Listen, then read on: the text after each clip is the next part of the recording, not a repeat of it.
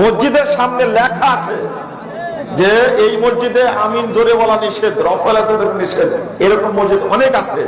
হানাফিরা মসজিদে আহলে হাদিসরা গেলে হানাফিরা তাকে মারপিট করেছে, বের করে দিয়েছে, এরকম রেকর্ড অনেক আছে।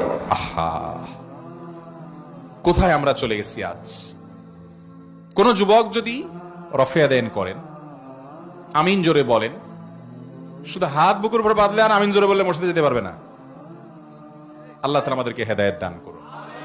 মুসলমানদের মধ্যে মতপার্থক্য থাকতে পারে, ভুল থাকতে পারে, বিভ্রান্তি থাকতে পারে, কিন্তু তাই বলে আল্লাহর ঘর থেকে একে অন্যকে বের করে দেওয়া, সেটা যেই পক্ষ থেকেই করুক বাড়াবাড়ি, যে দিক থেকেই হোক না কেন। হানাফি হয়েছে দেখে সালাফি বাড়াবাড়ি করছে, সালাফি হয়েছে দেখে হানাফি বাড়াবাড়ি করছে, যে পক্ষে যে বেশিরভাগ মানুষের দেশে হানাফি, অতএব বিপরীত মতের মানুষের উপরে বেশিরভাগ মানুষ হয়ে কম মানুষ হয়েছে দেখে, বিশেষ করে যে যুবকের যে লেখা, এটা তো হৃদয়ে দাগ কাটার মতো কথা। যে হুজুর নামাজের কথা মনে উঠলে এখন চোখের পানি আসে, কত বড় কথা। আল্লাহ তাআলা আমাদেরকে সহনশীল হওয়ার তৌফিক দান করুন।